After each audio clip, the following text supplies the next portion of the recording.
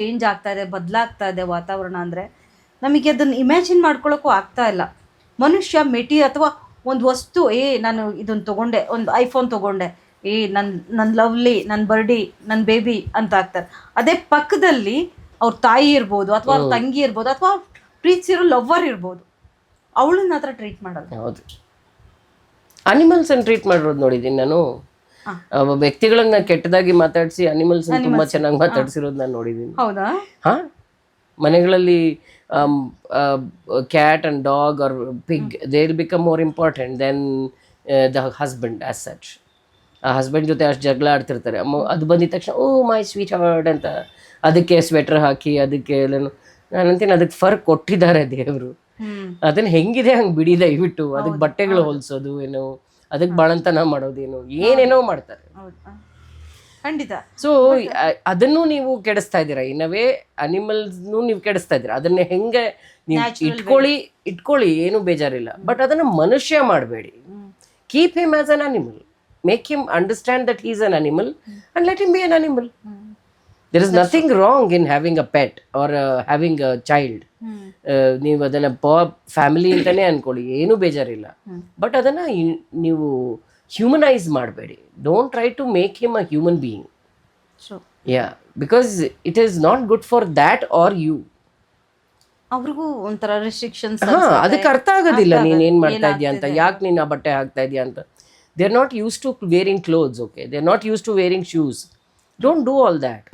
ಅದಕ್ಕೆ ಆ ಥರ ರಫ್ ಆಗಿ ಕೊಟ್ಟಿರ್ತಾರೆ ದೇವರು ಚರ್ಮ, ಅದು ಹೋಗ್ಬೇಕು. ಅದೇನೇನು ಮಾಡುತ್ತೆ ಅದು ಮಾಡಬೇಕು. ಬಟ್ ಇತ್ತೀಚಿನ ದಿನಗಳಲ್ಲಿ ಎಮೋಷನಲ್ ಸಪೋರ್ಟ್ ಅಂತ ಡಾಗ್ನ ಡಾಕ್ಟರ್ಸೇ ಕೆಲವರು ಸಪೋರ್ಟ್ ಪ್ರಿಸ್ಕ್ರಿಪ್ಷನ್ ಮಾಡ್ತಾರೆ. ನಾನು ಹೇಗೆ ಅದೆಲ್ಲ ಇದಾಗತ್ತೆ? ಯಾವಾಗ ಮನೆಯಲ್ಲಿ ಯಾರು ನಿನ್ನನ್ನು ಮಾತಾಡಿಸ್ತಾ ಇಲ್ಲ, ಅವಾಗ ನಾನು ಹೇಳ್ತೀನಿ ಒಂದು ಪ್ಲ್ಯಾಂಟ್ ತೊಗೊಂಡ್ಬಾ, ಇಲ್ಲ ಒಂದು ಅನಿಮಲ್ ತೊಗೊಂಡ್ಬಾ.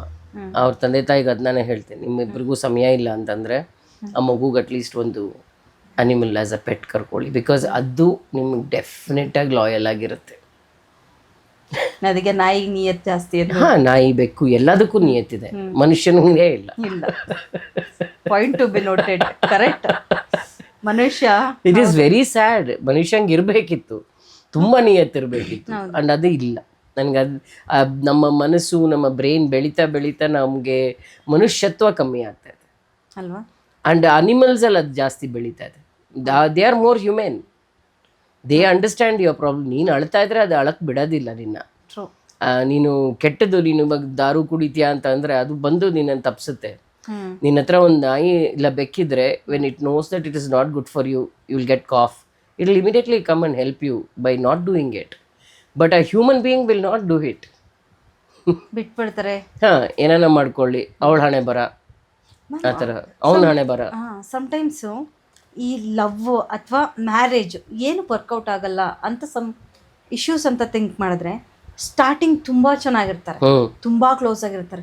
ಹುಡುಗರು ಅಷ್ಟೇ ಎಫರ್ಟ್ ಎಷ್ಟು ಹಾಕಿರ್ತಾರೆ ಅಂದರೆ, ಇವನು ಹೀಗೇನೆ ಐಡಿಯಲ್ ಮ್ಯಾನ್, ಜೆಂಟಲ್ ಮ್ಯಾನ್ ಥರ ಶೋ ಮಾಡಿರ್ತಾರೆ. ಬಟ್ ಹುಡುಗಿರು ಅದನ್ನೇ ಇಷ್ಟಪಟ್ಟು ಇದು ಮಾಡಿರ್ತಾರೆ.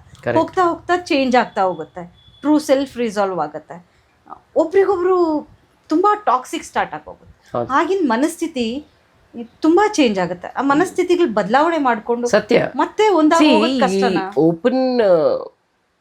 ಓಪನ್ ರಿಲೇಶನ್ಶಿಪ್ಸ್ ಬಂದಿರೋದೇ ಅದಕ್ಕೆ. ನಮ್ಮ ದೇಶದಲ್ಲಿ ಓಪನ್ ರಿಲೇಶನ್ಶಿಪ್ಸ್ ಯಾಕೆ ಬಂತು ಅಂದರೆ, ನಾನು ಯಾವಾಗ ಕಮಿಟ್ ಆಗ್ತೀನಿ ಆವಾಗ ಇವನು ನಿಜ ರೂಪ ತೋರಿಸ್ತಾನೆ. ನಾನು ಕಮಿಟ್ ಆಗದೆ ಇದ್ರೆ ಅವ್ನು ಇನ್ನೂ ಲೈನ್ ಹೊಡಿತಾನೆ ಇರ್ತಾನೆ. ಲೈನ್ ಹೊಡಿತಿರುವಾಗ ಅವ್ನು ಚೆನ್ನಾಗಿರ್ತಾನೆ. ಸೊ ನಾನು ಲೈನ್ ಹೊಡಿಯೋ ಲೆವೆಲಲ್ಲೇ ಇಟ್ಕೋತೀನಿ. ಆ್ಯಂಡ್ ಅವ್ನು ಬೇಜಾರಾಯಿತು ಅಂದರೆ ಇನ್ನೊಬ್ಬನ ಕರ್ಕೋತೀನಿ. That's it. ಸೊ ಈ ಕಾನ್ಸೆಪ್ಟ್ ಯಾಕೆ ಬಂತು ಅಂದರೆ, ಈ ಥರ ಒಂದು ವ್ಯಕ್ತಿತ್ವ ಚೇಂಜ್, ನನ್ನ ಮುಖವಾಡ ಕಳಚಿ ನಾನು ಬೇರೆ ವ್ಯಕ್ತಿ ಆಗ್ತೀನಿ. ಮದುವೆ ಆಗಿದ ತಕ್ಷಣ ನಾನು ನನ್ನ ನಿಜ ರೂಪ ತೋರಿಸ್ತೀನಿ. ಇವಾಗ ನಾನು ನಾನು ಡೇಟ್ ಮಾಡ್ತಿರೋವಾಗ ನಾನು ಬೇರೆ ಥರ ಇರ್ತೀನಿ. ಇದು ತುಂಬ ದೊಡ್ಡ ಅಪರಾಧ, ತುಂಬ ದೊಡ್ಡ ಅಪರಾಧ. ಹೌದು, ನಾನು ನೋಡಿದ್ದೀನಿ. ತುಂಬ ಜನ ಏನು ಅವಾಗ ಎಲ್ಲಿಲ್ದಿರೋ ಪೊಯೆಟ್ ಬರ್ತಾರೆ, ಎಲ್ಲಿಲ್ದಿರೋ ಅಂತ ಕವಿಗಳು ಸೃಷ್ಟಿ ಆಗ್ತಾರೆ. ಅಂಡ್ ಏನೇನಿಂದ ಎಲ್ಲೆಲ್ಲಿಂದ ತಗೊಂಡ್ ಬಂದು ವರ್ಡ್ಸ್ ಕೊಡ್ತಾರೆ. ಅವಾಗ ಎಲ್ಲ ಏನೇನ್ ಬೇಕು ಅದನ್ನೆಲ್ಲ ತರ್ತಾರೆ. ಬಟ್ ಅದೇ ಒಂದು ನಾನು ಹೇಳೋದು, honeymoon period is life time.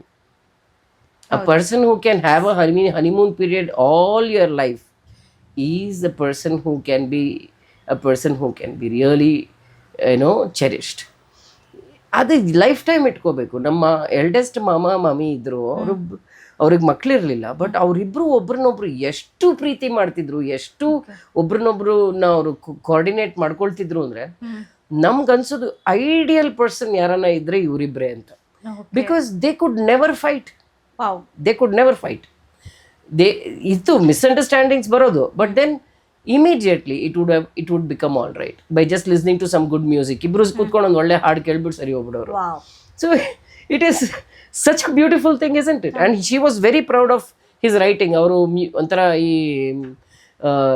Comical ಆಗಿ ಬರೆಯೋರು, ತುಂಬ ಈ ನಗೆ ಇದಿರುತ್ತಲ್ಲ, ಹೊನಲು ಆ ಥರದ್ದೆಲ್ಲ ಬರೆಯೋರು, ಸ್ಮಾಲ್ ಸ್ಕಿಟ್ಗಳು.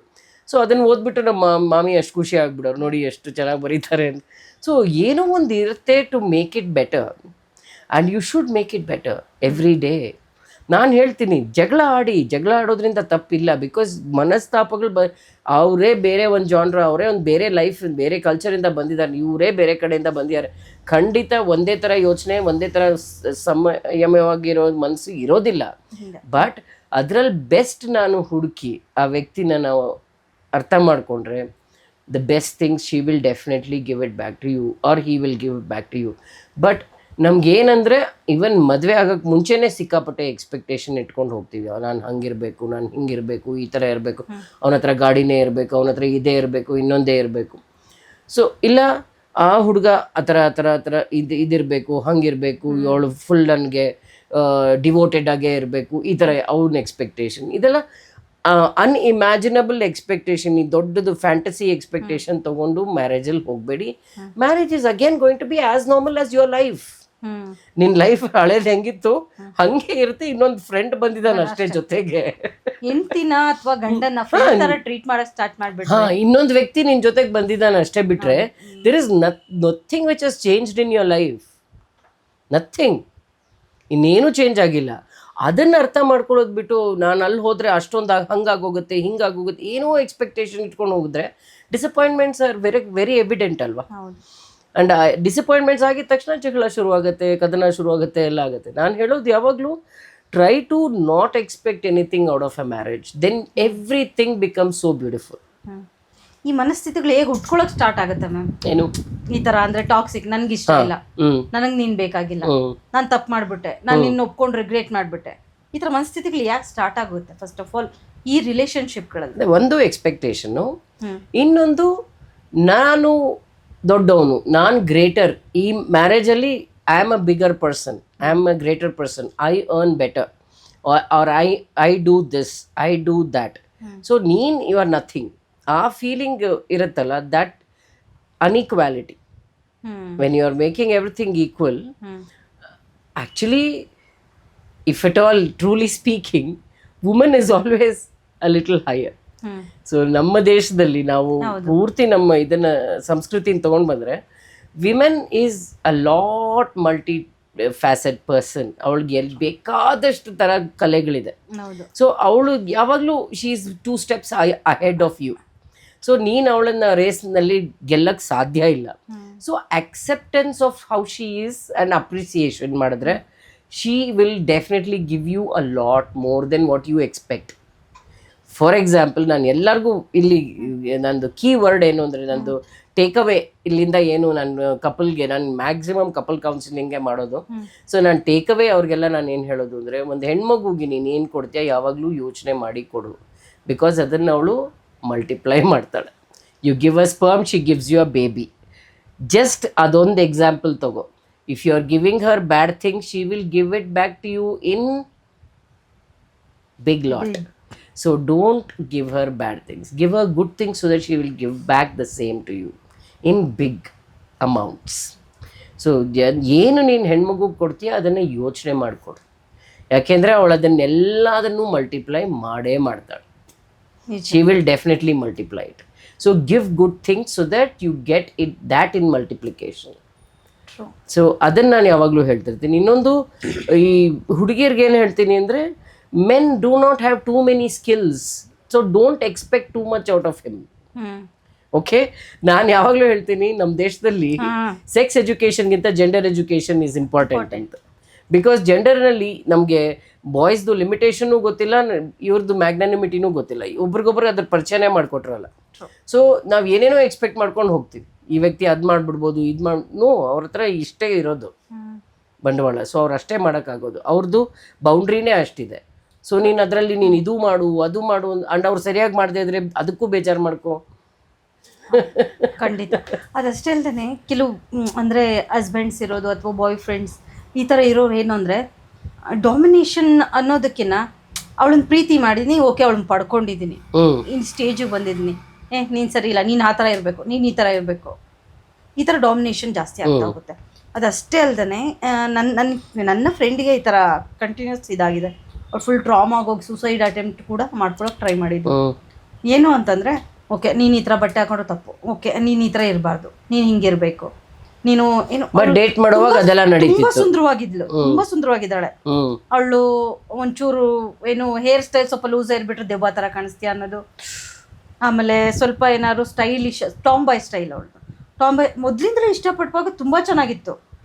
ಈಗ ಟಾಂಬಾಯ್ ಸ್ಟೈಲ್ ಏನು ಹುಡುಗನ ಥರ ನಡ್ತೀಯ, ಗಂಡಸು ನೀನು, ಈ ಥರ ಎಲ್ಲ ವರ್ಡ್ಸ್ಗಳು ಹೇಗೆ ಅಂತಂದ್ರೆ ಅಬ್ಯೂಸಿವ್ ವರ್ಡ್ಗಳು ಟರ್ನ್ ಆಗ್ತಾ ಇದೆ.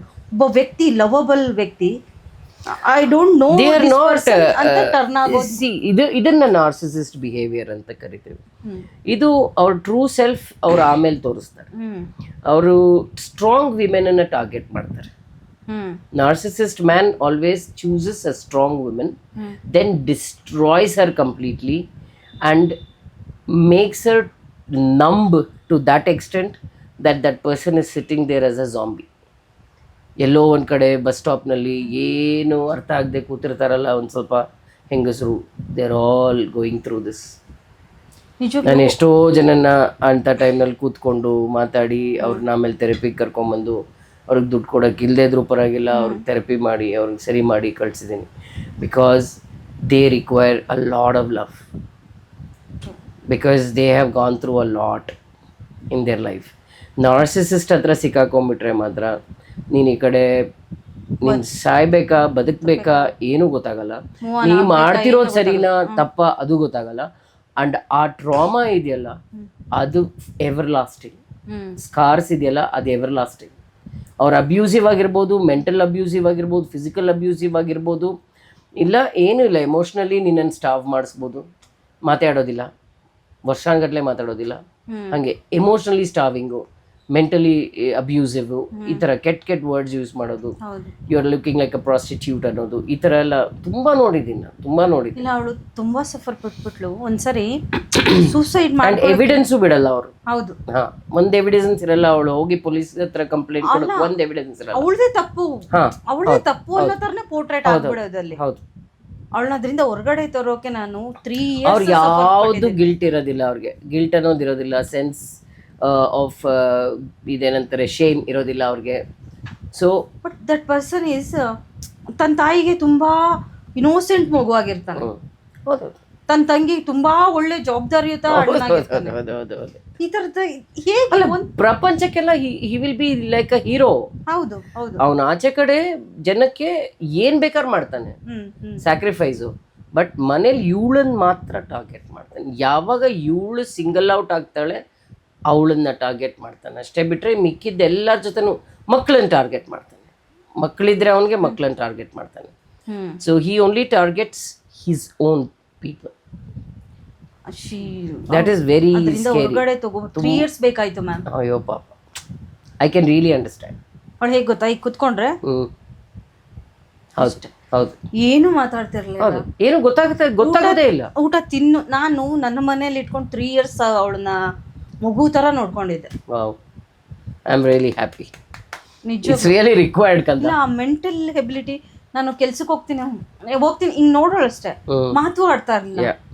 ಅದು ನನಗೆ ಸೈಕ್ಯಾಟ್ರಿಸ್ಟ್ ಹತ್ರಕ್ಕೆ ಹೋಗ್ಬೇಕು ಬಿಡ್ಬೇಕು ಕರ್ಕೊಂಡು ಹೋಗ್ತೀನಿ, ಹೊರಗಡೆ ಬರ್ತಾ ಇರಲಿಲ್ಲ. ಬೆಳಕು ನೋಡಿದ್ರೆ ಒಳಗಡೆ ಓಡೋ. ನೈಟ್ ನಾನು ಬರೋದು 7 o'clock ಆದ್ರೂ ಕತ್ಲೆನಲ್ಲಿ ಕೂತಿರೋಳು. So sad. I really understand ತುಂಬಾ. And I can tell you 35 to 40% of our Indian women are going through this. ಹೌದು ಹೌದು. ನನಗೂ ಆಗ ಅಷ್ಟು ಮೆಚುರಿಟಿ ಇಲ್ಲ, ಚಿಕ್ಕ ಹುಡುಗಿ ನಾನಿನ್ನು ಏನೊಂದ 19-18, ನನಗಷ್ಟು ಗೊತ್ತೂ ಇಲ್ಲ ಈ ಥರ ಮಾಡಬೇಕು ಹೀಗಿರಬೇಕು ಅಂತ. ನನಗೆ ಗೊತ್ತಿದ್ದೇನು ಫ್ರೆಂಡ್ ಜೊತೆ ನಾನಿರಬೇಕು. ಅವಳಿಗೀಗ ಈ ಪೊಸಿಷನಲ್ಲಿ ತಂದೆ ತಾಯಿಗೂ ಹೇಳಕ್ಕಾಗಲ್ಲ. ಲವ್ ಲಿವಿಂಗ್ ಟುಗೆದರ್ ಇದು ಅವಾಗಲೇ ಲಿವಿಂಗ್ ಟುಗೆದರ್ ಜೊತೆಲೆ 2 years ಇದ್ರು. 2 years ಆಫ್ಟರ್ ದಟ್ ಇದು ಚೇಂಜ್ ಆಗಿದ್ದು ಮನಸ್ಥಿತಿ. ಹೌದೌದು, ಅವರು ಅವಾಗ ಏನು ಮಾಡಿದ್ರು ತೋರಿಸಲ್ಲ. They show that they the best. ಸಿಕ್ಕಾಪಟ್ಟೆ ದುಡ್ಡು ಸ್ಪೆಂಡ್ ಮಾಡ್ತಾರೆ, ತುಂಬ ಚೆನ್ನಾಗಿ ನೋಡ್ಕೊತಾರೆ. ಅವಳಿಗೆ ದಿಸ್ ಇಸ್ ಹೆವೆನ್ ಅಂತ ಅನಿಸ್ಬೇಕು, ಅದುವರೆಗೂ ಮಾಡ್ತಾರೆ. ಆಮೇಲಿಂದ ದೇ ಟಾರ್ಚರ್. ಯಾಕೆ ಈ ರೀತಿ ಮನಸ್ಥಿತಿಗಳು? ಅದು ಒಂದು ಕಾಯಿಲೆ ಆಕ್ಚುಲಿ. ನಾರ್ಸಿಸಿಸ್ಟ್ ಅಂತ ಅನ್ನೋದು ಒಂದು ಕಾಯಿಲೆನೇ. It's a disorder actually. Solution ಅಂದ್ರೆ ಅವ್ರನ್ನ ನಾವು ಇಮೋಷನಲಿ ಸ್ಟಾರ್ವ್ ಮಾಡಬೇಕು. ಸೊ ಅಂದ್ರೆ ವಿ ಕಾಲ್ ಇಟ್ ಗ್ರೇಯಿಂಗ್. ಅವ್ರು ಏನೇನು ಮಾಡ್ತಾರೆ ನಮಗೆ ಅದೇ ಸೇಮ್ ಅವ್ರಿಗೆ ಟ್ರೀಟ್ಮೆಂಟ್ ಕೊಟ್ಟಾಗ ಅವರು ಸ್ವಲ್ಪ ಕಂಟ್ರೋಲಲ್ಲಿ ಬರ್ತಾರೆ. But not worth it. ನಿನ್ನ ಲೈಫನ್ನೆಲ್ಲ ಅದಕ್ಕೆ ವೇಸ್ಟ್ ಮಾಡೋದು ಪ್ರಯೋಜನನೇ ಇಲ್ಲ ಅಂತ ನಾನು ಯಾವಾಗಲೂ ಹೇಳ್ತೀನಿ. Yeah, better suggestion is moving out of the relationship. Ma'am, ಇತ್ತೀಚಿನ ದಿನಗಳಲ್ಲಿ ಯಾವ ರೀತಿ ಅಂದರೆ ಮದುವೆನೂ ಬೇಡ, ಮಕ್ಕಳು ಬೇಡ, ಓಕೆ ಮದುವೆ ಆಗಿದ್ದೀನಿ, ಮಕ್ಕಳು ಎಲ್ಲರೂ ಜೊತೆಗೆ ಸೇರಿಕೊಂಡೆ ಸನ್ಯಾಸತ್ವ ಸೇರ್ತಾ ಇದ್ದಾರೆ ಇನ್ನರ್ ಪೀಸ್ಗೋಸ್ಕರ. ಏನು ಮ್ಯಾಮ್ ಈ ರೀತಿ ಬದಲಾವಣೆ ಆಗ್ಬಹುದಾ ಅಥವಾ ಎಲ್ಲ ಬಿಟ್ಟು ಹೋಗೋದು ಸರಿಯಾ? ನಾನು ಹೇಳೋದು, ನಾವು ಯಾವ ರೇಸ್ ಓಡ್ತಾ ಇದ್ದೀವಿ ನಮಗೆ ಅರಿವಿಲ್ಲ ಇವತ್ತು. ನಾವೆಲ್ಲರೂ ಬರೀ ಹಣದ ಹಿಂದೆ ಹೋಗ್ತಾ ಇದೀವಿ. ಆ್ಯಂಡ್ ಒಂದು ಸತಿ ನಮ್ಗೆ ಹಣ ಎಲ್ಲ ಗಳಿಸಿದ ಮೇಲೆ, ಎಲ್ಲ ನನಗೆ ಏನೇನು ಬೇಕು ಎಲ್ಲ ಸ್ಯಾಟಿಸ್ಫೈ ಮಾಡ್ಕೊಂಡ್ಮೇಲೆ ನನಗೆ ಪರ್ಪಸ್ ಆಫ್ ಲೈಫೇ ಅರ್ಥ ಆಗಲ್ಲ. ಎಲ್ಲ ಮಾಡಿದ್ದೀನಿ, ಎಲ್ಲ ಮಜಾ ಹೊಡೆದಿದ್ದೀನಿ. ಅಲ್ಲಿ ಪ್ಯಾರಾಗ್ಲೈಡಿಂಗು ಮಾಡಾಯಿತು, ಇನ್ನೊಂದು ಮಾಡಾಯಿತು, ಕಾಶ್ಮೀರು ನೋಡಾಯಿತು, ಪ್ರಪಂಚ ಎಲ್ಲ ಸುತ್ತ ಬಂದಾಯಿತು. ಇನ್ನು ಇವಾಗ ಏನು ಮಾಡೋದು? ಇನ್ನೂ ಅಷ್ಟೊಂದು ದುಡ್ಡಿದೆ. So purpose of life is the most important thing. ನಮ್ಮ ಲೈಫಲ್ಲಿ ಪರ್ಪಸ್ ಇಲ್ಲದೆ ನಾವು ಏನೇ ಮಾಡಿದ್ರೂ ಇಟ್ಸ್ ಯೂಸ್ಲೆಸ್. ಸೊ ಯಾವಾಗಲೂ goal and purpose of life ದೊಡ್ಡದಾಗಿರಬೇಕು. Dream, that is very important. And eternal ಆಗಿ ಏನೋ ಒಂದು ಇರಬೇಕು ನಿಮಗೆ, which gives you soul satisfaction. If it is only monetary satisfaction, that is momentary living. ಅದು ಸ್ವಲ್ಪ ದಿನನೇ ಅದರಲ್ಲಿ ನಿನಗೆ ಸಂತೋಷ ಸಿಕ್ಕೋದು. ಹಣದಲ್ಲಿ ನಿನಗೆ ಬಹಳ ಕ್ಷಣಿಕವಾದ ಸಂತೋಷ ಸಿಕ್ಕೋದು. ಒಂದು ಇನ್ನೂ ಕಮ್ಮಿ ಇದು ಸಂತೋಷ ಸಿಕ್ಕೋದು ಸೆಕ್ಸಲ್ಲಿ. ಅದಕ್ಕಿಂತ ನೆಕ್ಸ್ಟ್ ಕ್ಷಣಿಕವಾದ ಸಂತೋಷ ಹಣದಲ್ಲಿ. ನಿನಗೆ ಶಾಶ್ವತವಾದ ಸಂತೋಷ ಇಲ್ಲ, ಪರ್ಮನೆಂಟಾಗಿ ಒಂದು ಪೀಸ್ ಸಿಕ್ಕಬೇಕು ಅಂದರೆ you should have some good skill which is going to make you live forever with that. Music ಇರ್ಬೋದು, ಡಾನ್ಸ್ ಇರ್ಬೋದು, ಆರ್ಟ್ ಇರ್ಬೋದು, ಇಲ್ಲ ನಿಮ್ಮದೇ ನೀನೇನು ಇವಾಗ ಈ ಪ್ರೊಫೆಷನ್ನೇ ಇರ್ಬೋದು. ಇದನ್ನು ನೀನು ಎವರ್ ಲಾಸ್ಟಿಂಗ್ ಆಗಿ ನೀನು 80 years ಇದ್ರೂ ಈ ಥರ ಇನ್ನೊಬ್ರ ಹತ್ರ ಕೂತ್ಕೊಂಡು ನೀನು ಮಾತಾಡ್ತಿದ್ರೆ you will be happy. Because everything what you are doing you are happy about it. From inside you are happy about it. That is what it is. ನಿನ್ನ ಪ್ಯಾಷನನ್ನು ನೀನು ಹಿಂದೆ ಹೋದ್ರೆ ಎಲ್ಲದಕ್ಕಿಂತ ದೊಡ್ಡದು. ಆ್ಯಂಡ್ ಇವತ್ತು ನಾನು ಹೇಳ್ತೀನಲ್ವ, ನೀನು ಹಣ ಗಳಿಸ್ಬೋದು, ನೀನು ಏನೇನೋ ಮಾಡ್ಬೋದು. ರೈತರು ತುಂಬ ಕಮ್ಮಿ ಇದ್ದಾರೆ ನಮ್ಮ ದೇಶದಲ್ಲಿ. ಯಾವ್ದು ಮುಖ್ಯವಾಗಿದೆ ಇಂಪಾರ್ಟೆಂಟ್ ರೂಲ್ಸ್ ಅವೆಲ್ಲ ತುಂಬ ಕಮ್ಮಿ ಜನ ಆಪ್ಟ್ ಮಾಡ್ತಾರೆ. ರೈತರಾಗೋದು ಜನ ಕಮ್ಮಿ ಆಗಿದ್ದಾರೆ, ಟೀಚರ್ಸ್ ಕಮ್ಮಿ ಇದ್ದಾರೆ. ಇವೆಲ್ಲ ಬುನಾದಿ ಹಾಕೋರು, ಏನಂತೆ ಫೌಂಡೇಶನ್ ಹಾಕೋ ಜನ, ಇವರೆಲ್ಲ ಕಮ್ಮಿ ಆಗ್ತಾ ಇದ್ದಾರೆ. ಸೊ ನಾಳೆ ನಾನು ಹಣ ತಿನ್ನೋಕ್ಕಾಗಲ್ಲ, ನಾನು ಅನ್ನನೇ ತಿನ್ನಬೇಕು. ಸೊ ರೈತರಾಗಿ ನನ್ನ ಮಕ್ಕಳನ್ನ ನಾನು ವಾಪಸ್ ಕನ್ವರ್ಟ್ ಮಾಡದೇ ಇದ್ರೆ, ನಾನು ವಾಪಸ್ ಭೂಮಿಗೆ ವಾಪಸ್ ಹೋಗದೇ ಇದ್ರೆ, I am in a big danger very soon. ನಾವು ಸುಮ್ಮನೆ ಈ ಹುಚ್ಚಲ್ಲೇ ಇದ್ದರೆ ಆಮೇಲೆ ಸನ್ಯಾಸಿ ಆಗಿಬಿಟ್ರೆ, ಸನ್ಯಾಸಿ ಆದ್ರೂ ಹೊಟ್ಟೆಗೆ ನಿನಗೆ ಊಟನೇ ಬೇಕಲ್ಲ. ಸೊ ವಾಪಸ್ ನಾವು ಭೂಮಿಗೆ ಹೋಗಬೇಕು. We all should go back to mother earth. We have to serve mother earth. ನಾವು ಅದಕ್ಕೆ ಆ 4 ವರ್ಣಗಳು ದೇವರು ಮಾಡಿದ್ದು. ಅವು ದೇವರು ಹುಚ್ಚುಚ್ಚಾಗಿ ಏನೂ ಮಾಡೋದಿಲ್ಲ. 4 ವರ್ಣಗಳು ಮಾಡಿದ್ದು ಈ ಜನ ಇದನ್ನು ಪಾಲಿಸ್ಕೊಂಡು ಹೋಗಿ ಇದನ್ನೇ ನೀವು ಮಾಡ್ತಾ ಇದ್ರೆ ಅದರಲ್ಲಿ ನೀವು ಬೆಸ್ಟ್ ಮಾಡ್ತೀರಾ ಅಂತ, ಇನ್ನೇನೂ ಇಲ್ಲ ಇದರಲ್ಲಿ. ನಿನ್ಗೇನು ಹಿಂದಿನ ಎಲ್ಲ ತಳಿಗಳು ಅದೇ ಮಾಡ್ಕೊಂಡು ಬಂದಿರೋದ್ರಿಂದ you will be an expert of that. And that's why be that ಅಂತ. ನಿನ್ನ ಕೀಳಿಗೆ ನೋಡಬೇಕು, ನಿನ್ನ ಮೇಲೆ ನೋಡಬೇಕು ಅಂತ ಯಾವತ್ತೂ ಇಲ್ಲ. It is just that you will be skillful in that, in whatever you are doing.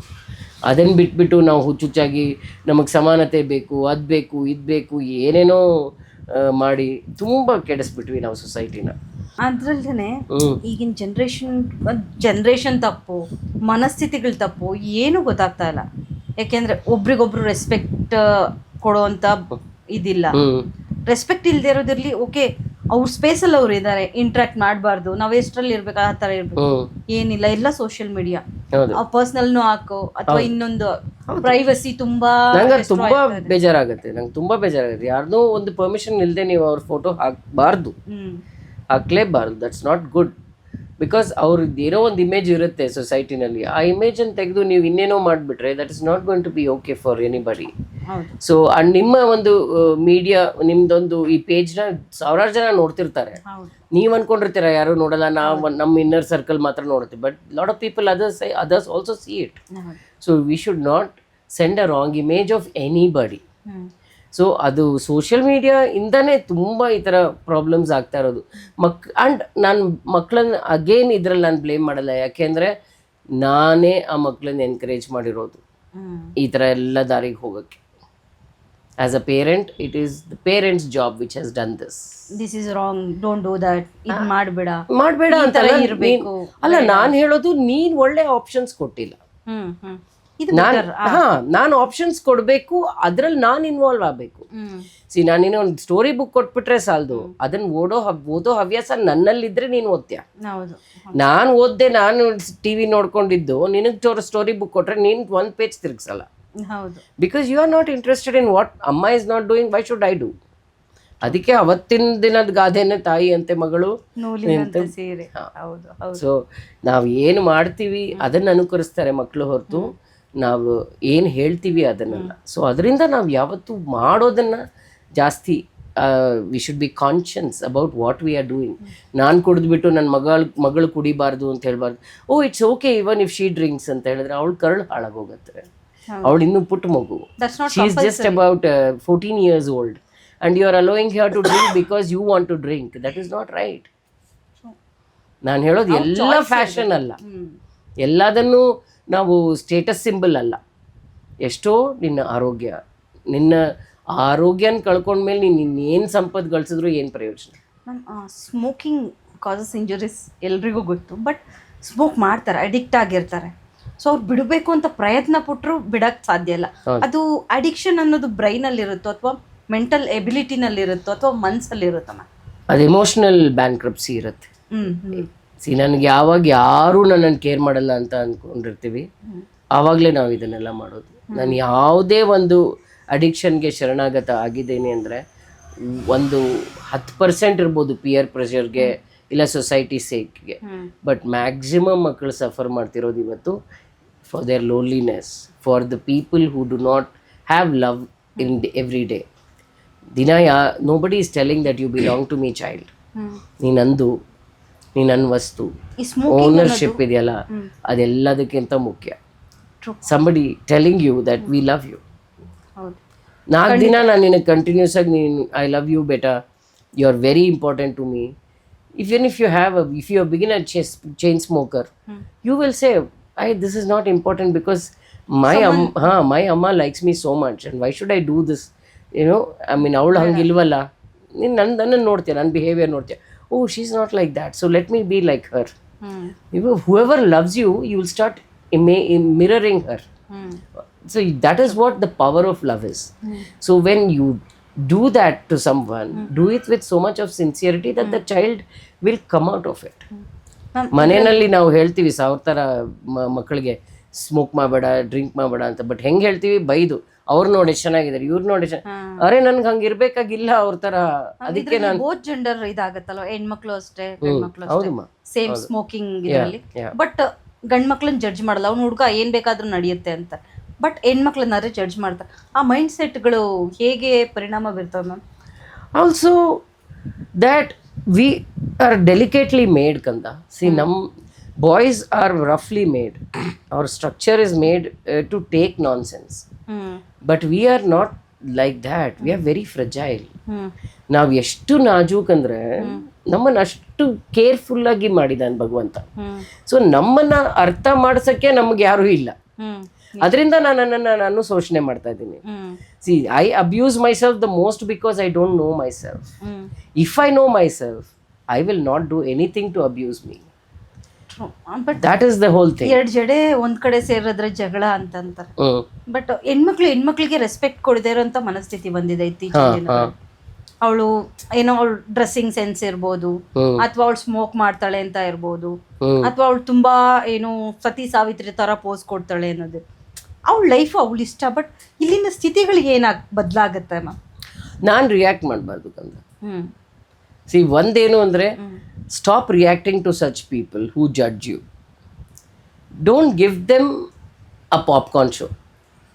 You don't become an entertainment piece. Stay away from such people. But a judgmental mind. ನೀನು ಹೆಂಗೆ ಮಾಡಬೇಕಾಗತ್ತೆ ಅಂದರೆ, you have to starve them with your absence. True. Then they will feel the value of you. ನಾವು ಜಾಸ್ತಿ available ಇರಬಾರ್ದು ಯಾರಿಗೂ. ನಾನು ಅದನ್ನು ಈ ಮಕ್ಕಳಿಗೆ ಹೇಳೋಕ್ಕೆ ಒಂದು ಮೆಸೇಜ್ ನಾನು ಇಷ್ಟಪಡ್ತೀನಿ. ಯಾಕೆಂದರೆ ನಾನು ಯಾವಾಗಲೂ ಆ ಸೋಷಿಯಲ್ ಮೀಡಿಯಲ್ಲಿ ಅವೈಲೇಬಲ್ ಇದ್ದರೆ people will take me for granted. ನಾನು ಯಾವಾಗಲೂ ಒಂದು ಸತಿ ಬಂದರೆ people will respect me. Respect ಹೆಂಗೆ ಬರುತ್ತೆ ಅಂದರೆ, when you are very timely available and when you are very short spoken. When ನೀನು ನೀನು ಬಂದಿದ ತಕ್ಷಣ, ನೀನು ಯಾರನ್ನ ಮೀಟ್ ಮಾಡಿದ ತಕ್ಷಣ ನೀನು ಪೂರ್ತಿ ಲೈಫ್ ಹೇಳ್ಬಿಡೋದು. Don't do that. ಎಲ್ಲರೂ will not take your life how you want them to take it. Okay. They will definitely judge you. They will definitely scrutinize you. They will use it as a weapon for you, against you only. So don't have to tell any of your private life to anybody. Keep your private life to yourself. Only reveal the things which is general. General ಆಗಿ ಏನು reveal ಮಾಡಬೇಕು ಅದನ್ನು reveal ಮಾಡಿ. ತುಂಬ ನಿಮ್ಮ fragile ನಿಮ್ಮ private life don't reveal it to anybody, because nobody respects it. Reveal ಮಾಡಿದ್ರೆ ಒಂದು ಥೆರಪಿಸ್ಟ್ ಹತ್ರ ಮಾಡಿ, so that it is valued, it is cared well. Sometimes ಅವರು ಕೂಡ ಜಡ್ಜ್ ಮಾಡ್ತಾರಂತ ಈಗಿನ ಕಾಲದಲ್ಲಿ, ಬಟ್ ಎಲ್ಲೋ ವ್ಯಾಲ್ಯೂ ಮಾಡೋರು ಇದ್ದಾರೆ. ಸೊ ಪೇಷಂಟ್ ಅದು ಇದೆಲ್ಲ ಇರುತ್ತಲ್ವಾ ಮ್ಯಾಮ್, ಪ್ರೈವಸಿ ಅದೆಲ್ಲ ಇದೆ, ಕೋಡೆಲ್ಲ ಇದೆ, ಅದೆಲ್ಲ ಇದೆ. But then if I myself think that you are not all right, then what is the point in me having privacy? Ma'am, ಇತ್ತೀಚಿನ ದಿನಗಳಲ್ಲಿ manifestation, mental manifestation, mind manifestation, ಒಂದು ಒಳ್ಳೆ ಥಾಟ್ಗಳನ್ನ ಹುಟ್ಟಾಕೊಳ್ಳೋದು ನಮಗೆ ನಾವೇ ಅನ್ನೋದು ಹೇಗೆ ಮ್ಯಾಮ್? ಅದು ಒಳ್ಳೆಯದು. ನಾನು ಅದನ್ನು ಕೆಟ್ಟದು ಅಂತ ಹೇಳಲ್ಲ. ನಾನು ನನ್ನ ಬಗ್ಗೆ ಒಳ್ಳೇದು ಮಾತಾಡ್ಕೊಳ್ಳೋದು, ಪ್ರಪಂಚ ಎಲ್ಲ ಮಾತಾಡದಿದ್ರು ನನ್ನ ಬಗ್ಗೆ ನಾನು ಒಳ್ಳೇದು ಮಾತಾಡ್ಕೊಂಡ್ರೆ ಖಂಡಿತ ನನಗೆ ಒಳ್ಳೇದಾಗತ್ತೆ. ನಾನು ಬಲಶಾಲಿ ಆಗ್ತೀನಿ. ನಾನು ಮೆಂಟಲ್ ಎಬಿಲಿಟಿ ನಾನು ಸ್ಟ್ರಾಂಗ್ ಮಾಡ್ಕೋತೀನಿ. ಖಂಡಿತ ಮಾಡ್ಬೋದು. ನಾವು ರಿಪೀಟೆಡ್ ಆಗಿ ನಾವು ಏನು ಹೇಳ್ತೀವಿ ನಮ್ಮ ತಲೆಗೆ, ಸಿ ನಮ್ಮ ಹೋಲ್ ಬಾಡಿನಲ್ಲಿ ಎವ್ರಿಥಿಂಗ್ ಈಸ್ ಆಟೋಮೇಟೆಡ್. ಹಾರ್ಟ್ ಅದನ್ನ ಪಾಡುತ್ತಾನೆ, ನನ್ನ ಸ್ಟಮಕ್ ಅದ್ರ ಪಾಡಿಗೆ ತಾನೇ ಅದಕ್ಕೆ ಕೆಲಸ ಮಾಡುತ್ತೆ. Only thing which does need instruction is our head. So okay, ನಾನು ಇನ್ಸ್ಟ್ರಕ್ಷನ್ ಕೊಡಲಿಲ್ಲ ಅಂದರೆ ಅದು ಕೆಲಸನೇ ಮಾಡಲ್ವಾ ಅಂತ ನೀನು ಕೇಳ್ಬೋದು. ನಾನು ಹೇಳ್ತೀನಿ, ನೀನು ಲಾಸ್ಟ್ ಏನು ಇನ್ಸ್ಟ್ರಕ್ಷನ್ ಕೊಟ್ಟಿದ್ಯಾ ಅದನ್ನು ಫಾಲೋ ಮಾಡ್ತಿರತ್ತೆ until you give new instruction. Okay, the brain needs instructions, and the mind is the one thing which keeps giving you information. True. So ಅದು ಟ್ರಾವೆಲ್ಸ್. ಸೊ ನೀನು ಇಲ್ಲಿ ಕೂತಿದ್ದೆ, ನನ್ನ ಹತ್ರ ಮಾತಾಡ್ತಿದ್ಯಾ, ಸಡನ್ ಆಗಿ ನೀನೆಲ್ಲೋ ಒಂದು ನಿಮಿಷ ಆ ಕಡೆ ಹೋಗಿ ವಾಪಸ್ ಬಂದಿದ್ಯಾ, ಸೊ ಹೋಗುತ್ತೆ. ನಮ್ಮ mind keeps travelling even when we are talking to someone. So that kind of a thing, a mind which travels, it gets information from various places, or we at least go back to our memory and come back. So ಇದೆಲ್ಲ ಮಾಡ್ತಿರ್ತೀವಿ. So ಈ ಒಂದು ಮೈಂಡ್ಗೆ every day you need to feed good things. ನಾನು ಒಂದೊಂದ್ಸತಿ ಮಕ್ಕಳಿಗೆ ಬ್ಯಾಡ್ behaviour ಇದ್ದಾಗ ಏನು ಹೇಳ್ತೀನಿ ಪೇರೆಂಟ್ಸ್ಗೆ, ಅವ್ರು ಮಲ್ಗಕ್ಕೆ ಒಂದು 10 ನಿಮಿಷ ಆಗಿದ ತಕ್ಷಣ, ಲೈಕ್ ಅವರೊಂದು ಸಬ್ಕಾನ್ಷಿಯಸ್ ಲೆವೆಲ್ ಇನ್ನೂ ಅವೇಕ್ ಇರುತ್ತೆ, ಬಟ್ ಬಾಡಿ ಮಲ್ಗಿರುತ್ತಲ್ಲ, ಆ ಟೈಮ್ನಲ್ಲಿ whisper good things into that child ಅಂತ ಹೇಳ್ತೀನಿ. Like you are a very good boy, you behave very well, you listen to the parents so well, ನೀ ನಮ್ಮ ಇಬ್ಬರನ್ನ ಇಷ್ಟಪಡ್ತೀಯ ಕಂದ, ನೀ are such a good child. It affects like magic. Wow. Yeah. ADHD ಮಕ್ಕಳಿಗೆ slow down ಮಾಡು ಪುಟ, ಜಾಸ್ತಿ ಗಲಾಟೆ ಮಾಡಬೇಡ, ಸ್ಕೂಲ್ನಲ್ಲಿ ಒಳ್ಳೆ ಹೆಸರು ತಗೋ, ವರ್ಕ್ಸ್ ಲೈಕ್ ಮ್ಯಾಜಿಕ್.